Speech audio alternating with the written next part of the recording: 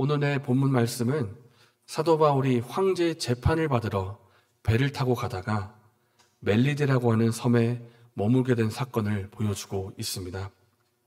사실 당시 사도 바울은 배를 타고 싶어 하지도 않았고 이곳 멜리데 섬으로 올 계획도 없었습니다. 왜냐하면 당시의 그 시기는 달력으로 말하면 10월달 안팎입니다. 10월달 조금 지나면 11월달이고 11월달부터 2월달까지는 항해를 하지 않는 그런 시기였습니다.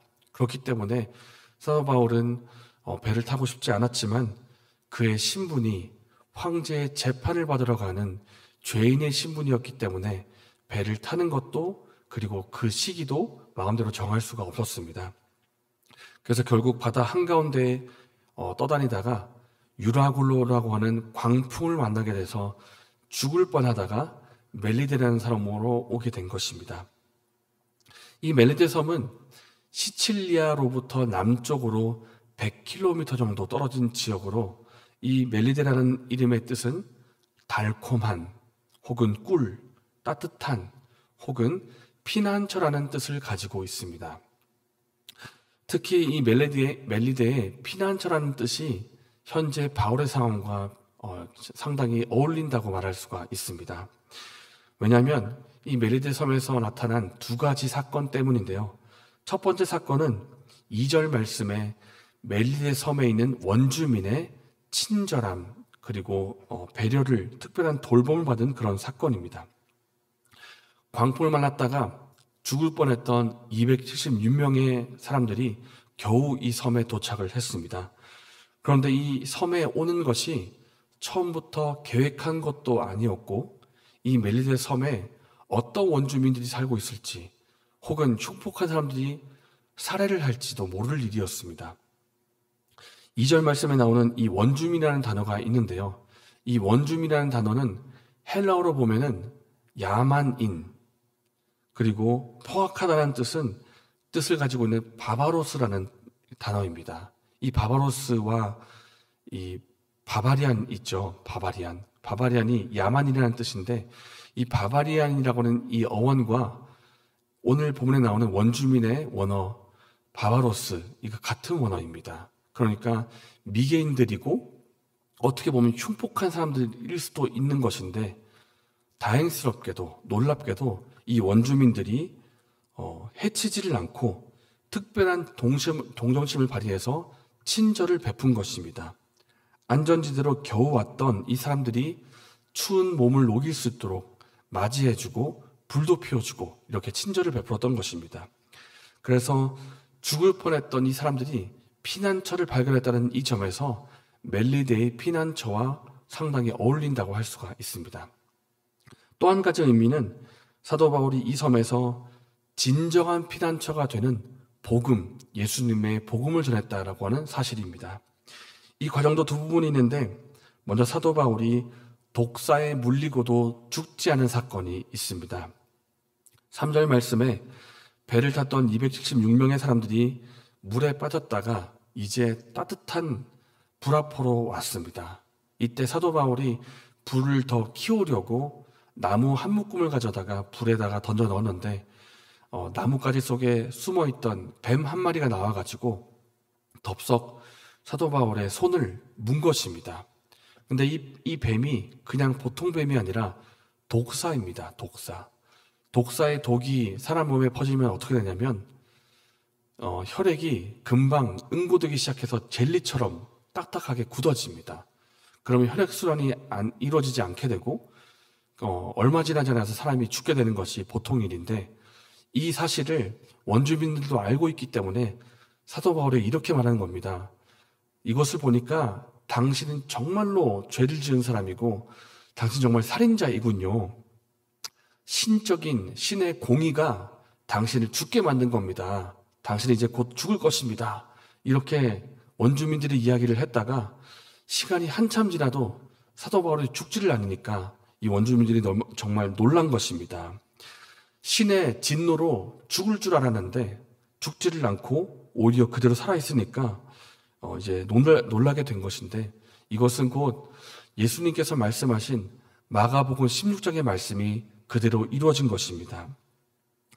믿는 자들에게는 이런 표적이 따르니 곧 그들이 내 이름으로 귀신을 쫓아내며 새 방언을 말하며 뱀을 집어 올리며 무슨 독을 마실지라도 해를 받지 아니하며 병든 사람에게 손을 얹은즉 나으리라 하시더라. 이 말씀이 사도 바울에게 문자 그대로 이루어진 그런 순간이라고 할 수가 있습니다. 이 놀라운 모습을 보고 원주민들이 처음에는 사도 바울이 살인자인 줄 알았는데 이제는 살인자라고 말하는 것이 아니라 신이다, 이 사람은 신이다 이렇게 떠받들기 시작합니다. 이렇게 놀라운 복음의 능력이 멜리드 섬 가운데 첫 번째로 나타나고요. 그리고 두 번째 사건은 이 섬 가운데 가장 높은 사람인 보블리오의 아버지에게 걸린 병을 낫게 한 사건입니다. 당시에 보블리오 아버지가 두 가지 질병에 걸렸었는데 첫 번째로 열병에 걸렸고요. 그 두 번째로 대장병에 걸렸습니다. 이질이라고 하는데 열병과 대장병에 걸려서 아버지가 누워 있었습니다. 이때 사도 바울이 아버지에게 가서 안수를 하고 기도해서 낫게 만듭니다. 이를 시작으로 해서 멜리데 섬에 있던 수많은 병자들이 바울에게로 몰려오게 되는데 바울이 이때 예수님의 이름으로 그들을 다 낫게 하는 사건이 일어납니다.